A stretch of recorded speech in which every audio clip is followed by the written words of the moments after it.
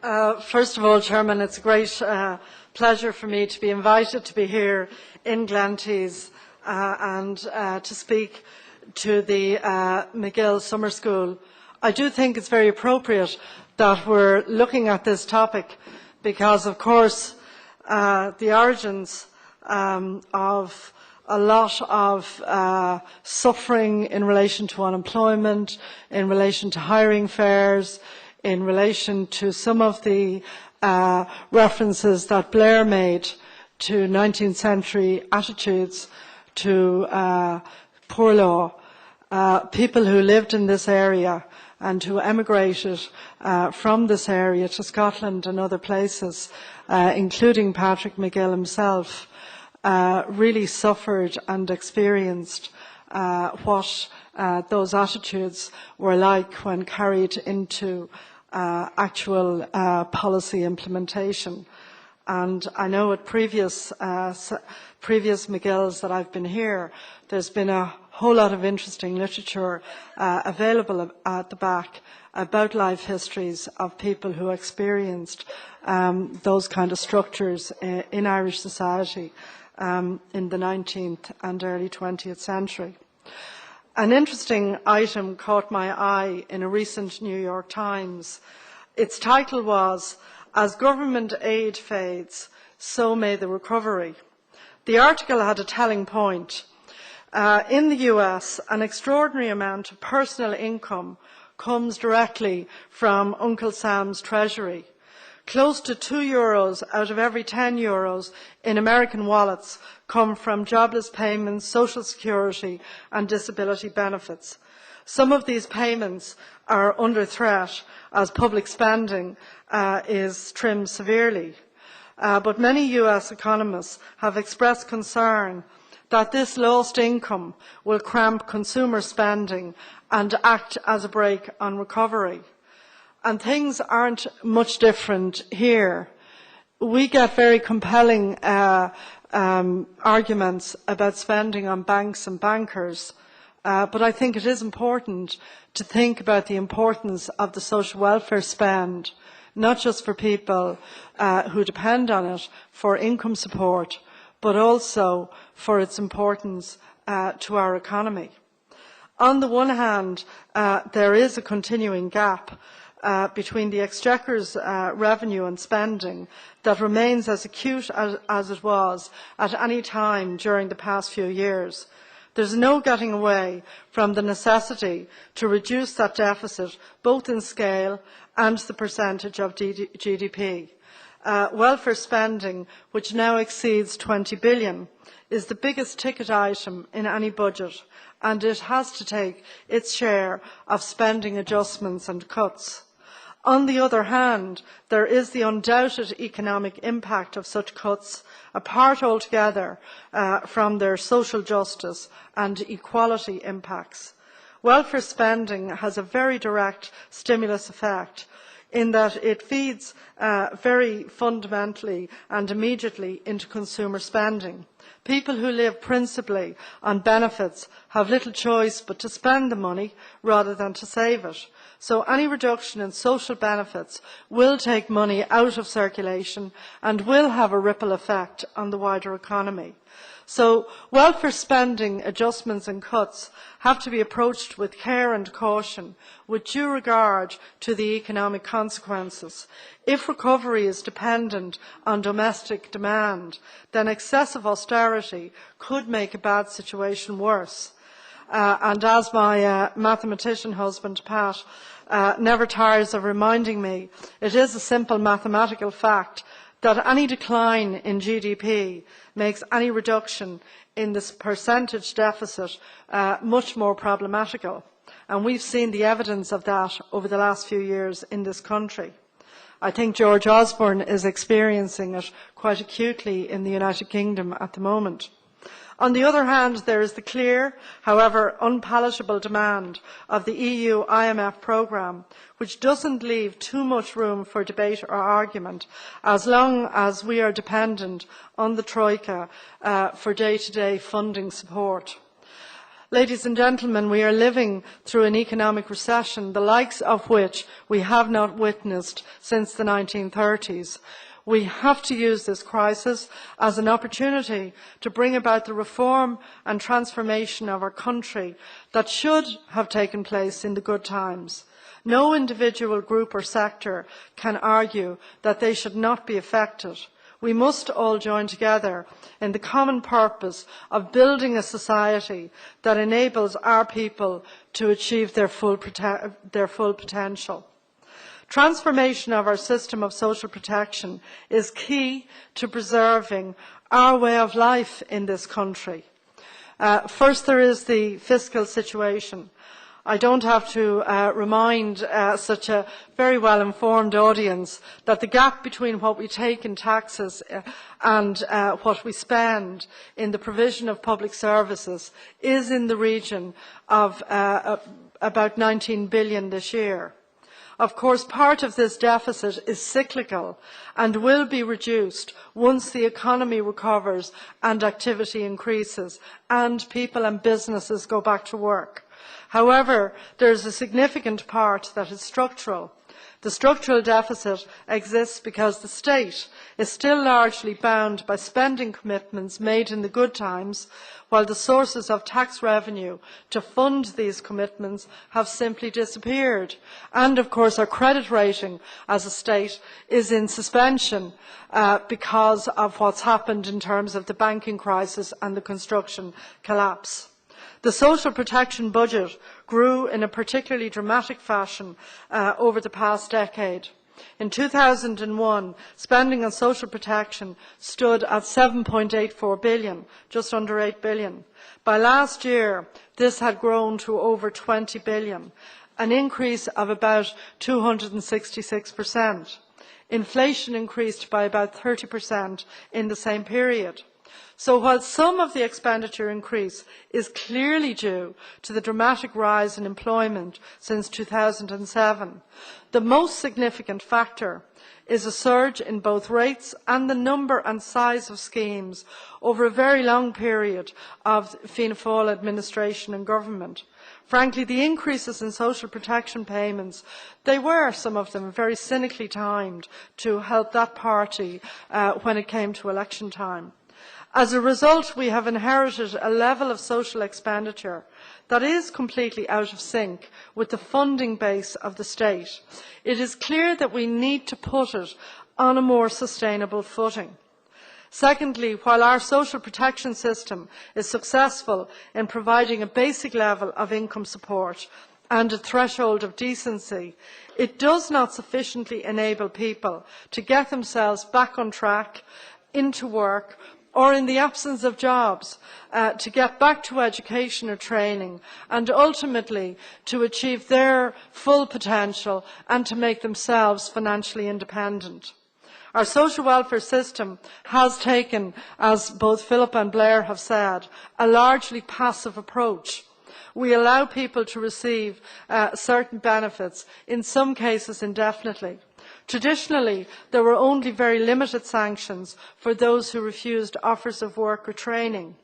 Internationally, a number of the cash benefit schemes we provide are outliers. For example, universal child cash benefits, whereas other countries place emphasis on childcare and preschool education. The Troika, whom I've met a couple of times, they are asking very hard questions about the extent to which we can preserve such benefits when they are way in excess of what is provided to their own citizens by the countries that are keeping our state on life support. They're also asking the same about top-level salaries, particularly in the public sector in this country, in the same way. I mean, I think it is something that very senior public servants tend to prepare notes on, compare and contrast when they're in these international meetings. Our system has also had very limited success to date in what is known, and has been mentioned by Blair and Philip, what is known as activation. In other words, assisting people in getting back to work, education or training as soon as possible by providing advice, placement and training referral services. Over the past decade, most OECD countries have successfully introduced such policies, while in Ireland there has been hardly any movement at all in this area. In fact, sometimes during the course of the boom in discussions, I often got the feeling that people who had become long-term unemployed, there was a slight feeling that maybe they couldn't be employed, that they were almost unemployable. More is the pity, for the OECD has estimated that we should have entered the recession with 100,000 people fewer on the live register if Fianna Fáil governments had introduced such policies during the good times. Finally, given the significant increases in rates over the past decade, the so-called replacement rate, or the proportion of their former wages that unemployed people receive in benefits, has increased, and in the case of some recipients to levels where it may discourage them from seeking work, particularly if you consider rent supplement, which, say, a family of 5 might get at the rate of €1,000 a month for a 3-bedroom, 4-bedroomed house in the Dublin area. That's an extra €12,000 a year on top of social welfare benefits. And that's one area where unemployment traps are a difficulty for large families. There's no doubt about that. I've always had a strong belief in the power of self-improvement and development. While responsibility for such personal transformation lies largely with each individual, citizens also need the right kind of support and encouragement from the family, from the community, and ultimately from the state. Many in our society are fortunate enough to be born and raised in circumstances which are favourable to this. However, a significant minority is not. For people who don't inherit wealth, don't even necessarily inherit part or all of a family home, we have to ensure that our education and social protection systems act as a catalyst for self-improvement and for the full achievement of people's potential. We have to focus on people's capabilities.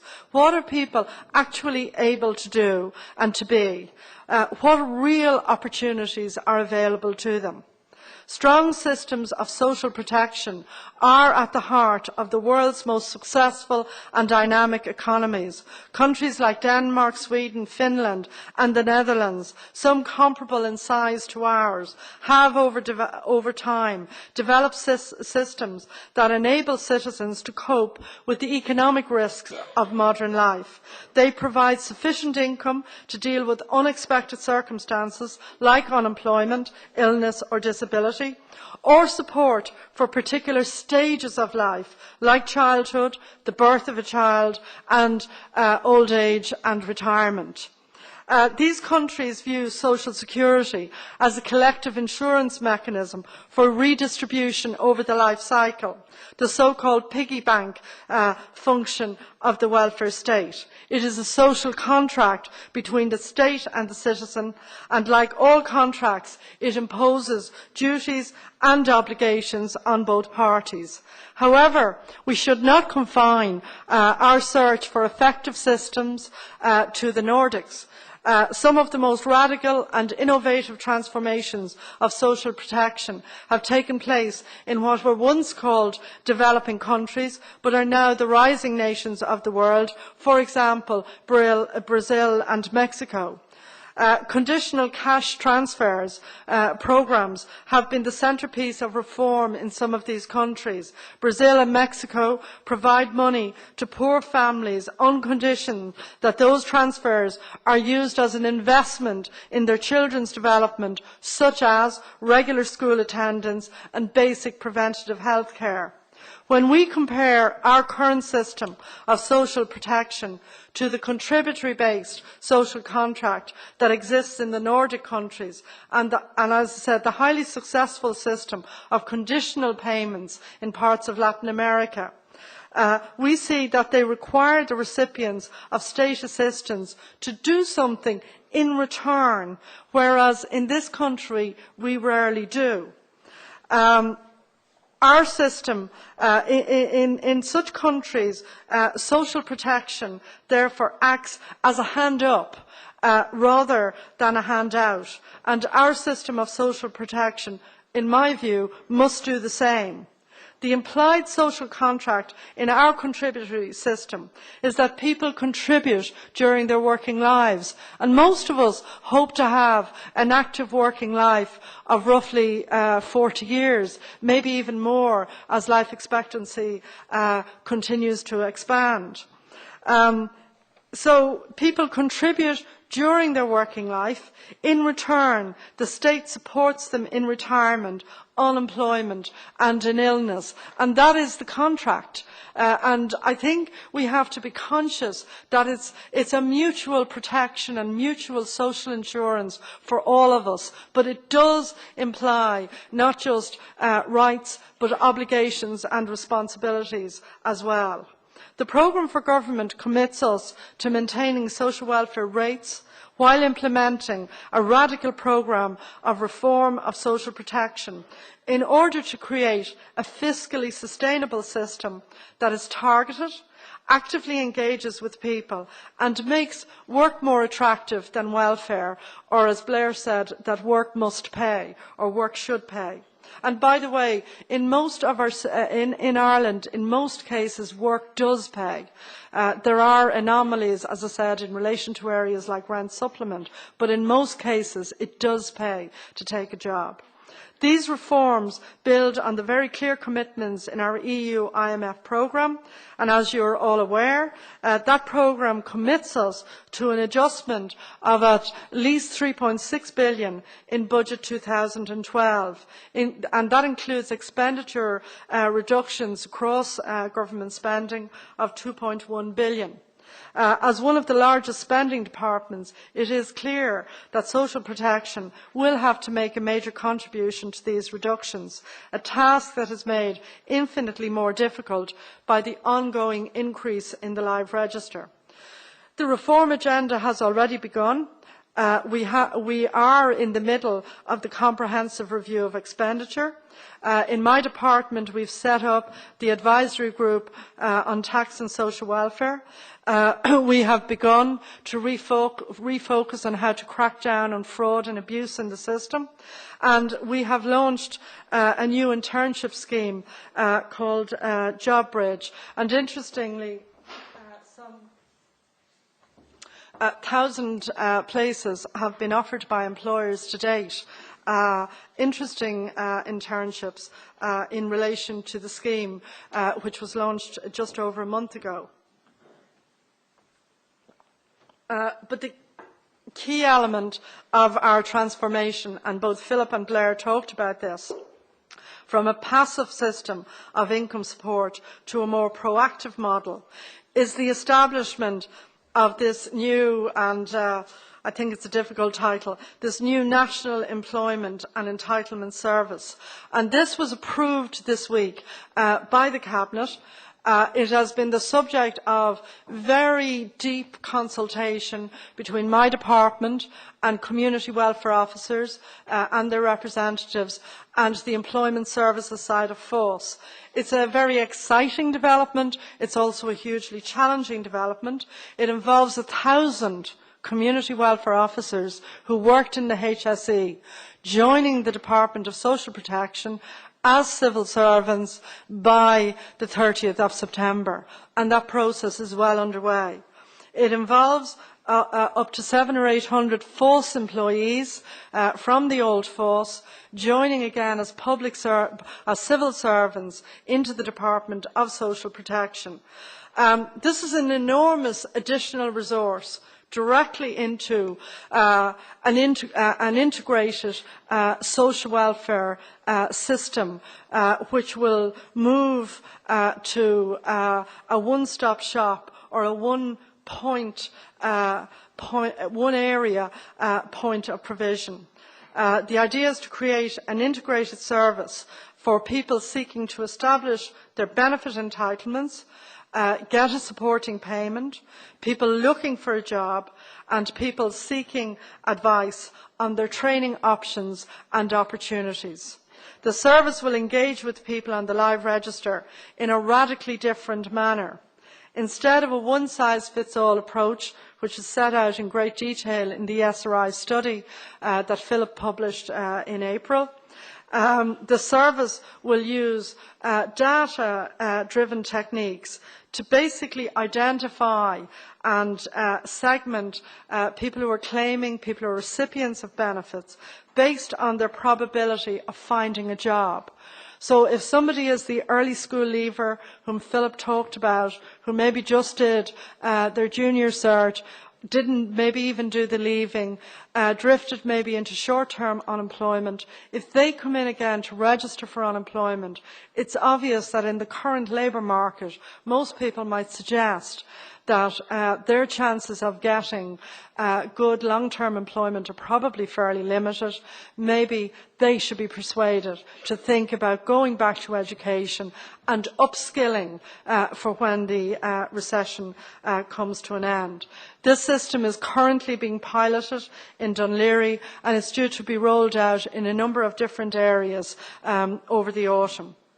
I want to turn, though, now to a more fundamental question as to how the present welfare state succeeds in its primary anti-poverty mission. I'm not at all convinced that many of the existing programmes are quite as fit for purpose as is generally assumed. Nowhere is this more evident than in the outcomes that concern children. I share the view that the emphasis ought to shift away from the provision of direct cash supports for children towards services that genuinely enhance life chances. The fact that Ireland has comparatively generous child benefit rates in no way guarantees that our children fare better when they come towards adulthood. The many billions that have been transferred to families through a variety of cash supports over the years have not remotely succeeded in meeting their anticipated poverty reduction targets. They have helped, but they have not succeeded in actually eliminating child poverty. Poor children tend to become poor adults. There are exceptions, of course, many exceptions, but the general trend of outcomes points to that inconvenient truth and the necessity to look again at how we spend social welfare money. There is compelling international evidence that by the age of 3, before primary education starts, that the life chances of many children are already firmly established. Disadvantage then tends to remain firmly rooted, and there is little sign that schools close the attainment gaps, with children who arrive in the bottom range of ability tending to stay there through all the years of public education. Accordingly, I take the view that resources ought to be ploughed into early childhood services, including support for parenting skills. In my view, foundation years ought to rank equal to primary and second education. This is a tall order at any time, and it's particularly difficult just at this moment of national crisis. But I take encouragement from the historical fact that the greatest social advances in the 20th century came from policies developed by Beveridge and his team during the Second World War years. And when Roosevelt and Churchill met when America was about to go into the Second World War, the dividend they wanted out of the horrors of the Second World War was to create social structures that would create a new world for the people who would survive that war. I think we should remember that. Finland, when its banking system collapsed, used that crisis to actually turn around its education system, and in particular to build a preschool system that now in many ways is envied around the world. The social protection budget, large as it is, actually represents just one component of income support. The advantage lies in its transparency. The cost of child benefit or old age pensions, as Blair showed there, is clearly itemised and is explicitly listed for examination and comment. Not so the wide variety of hidden subsidies to housing and pensions, not to mention construction, that come from so-called tax expenditures, where the public support and subsidy is much less transparent. It is one thing to list the direct cost of state pensions for senior citizens in the social protection estimates, but it's just as important to reveal and scrutinise the cost of tax shelters for pension provision and the huge disparity in the value of those subsidies between the very well-off and those on low and modest incomes. Let me say one thing without ambiguity. If any direct welfare item is on the table for a cut, then so must these discrete hidden items that so distort our tax system. And they haven't gone away, just because of the banking crisis. We sometimes, like to think that, but they haven't. There is a zero appetite for looking at entitlement programmes unless there is an equivalent commitment to substantial reform of tax-based shelters as well. One other sign I would like to see is this. In October, the so-called tax exiles will have to make their first payments of the new levy introduced by the late Brian Lenihan as a way to insist on some degree of transparent contribution from this very wealthy group. I will be watching very closely the total amount this Lenihan levy will yield. There cannot be one set of rules that demands sacrifices from pensioners and children in disadvantaged families, while a seriously wealthy elite procrastinate again as to their responsibility to take their fair share of the national burden. The original Freedom of Information Act had many successes in its initial 5 years, but was emasculated as soon as Bertie Ahern's second government took office. I was amazed at the subdued reaction to this among journalists. Again, the deep-seated values of an old political culture, both among political leaders and public servants, led to the destruction of a valued law. The one single feature of that culture that has caused the most damage is the sense of impunity it has created and sustained for decades. This is when people think that they can get away with doing what is wrong without serious penalty. It bewilders the ordinary citizen to witness the scandals and to see no one punished. The wrongdoers get away with it and are confident that they can delay and frustrate inquiries to the point of exhaustion. Another reform I want to see enacted in the 31st Dáil is an overhaul of company law and a ruthless determination to punish white-collar crime and malpractice. Our standards of corporate governance are woeful. The same tiny golden circle dominates the boards of Irish companies, a self-perpetuating oligarchy drawn from an extremely narrow group of well-connected individuals. Obviously, the law as it stands must take its course without political interference, but I do wonder how adequate and effective company law is and how vulnerable it is to evasion and manipulation. After the dirt scandals, it did seem that a new culture of compliance had taken hold. Alas, I think that turned out to be an illusion. We cannot lecture people who depend on the support of benefits about responsibility if we do not also address the problem at the top, in both the public and in the private sectors. But I am optimistic that this government has begun the process of transformation. I'm heartened not just by the achievements within my own department, but also by the achievements of Cabinet colleagues who have finally secured interest rate reductions on the bailout loans, launched the Jobs Initiative and issued a very strong response to the Cloyne report that did this Republic proud. We are, of course, all constrained in what we can achieve by the fact that we are living on borrowed money. I wish I could promise that restoring our economic sovereignty would be quick. I wish I could promise that restoring our economic sovereignty would be painless. But this much I can promise you. I will never forget that the vast majority of people who turned to my department for protection, they played no role in causing this financial crisis. And I will also do my best to ensure the burden of resolving that crisis does not fall disproportionately on their shoulders. During my term as Minister for Social Protection, we will transform our system of social protection so that it becomes financially sustainable and responsive to the needs of recipients. We will ensure that benefits are targeted to those who are most in need and to those who have contributed to the system.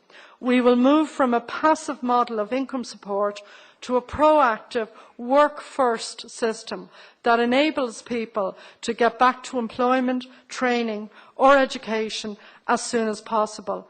And we will ensure that it is always more attractive to work than to remain in receipt of benefits. Thank you very much.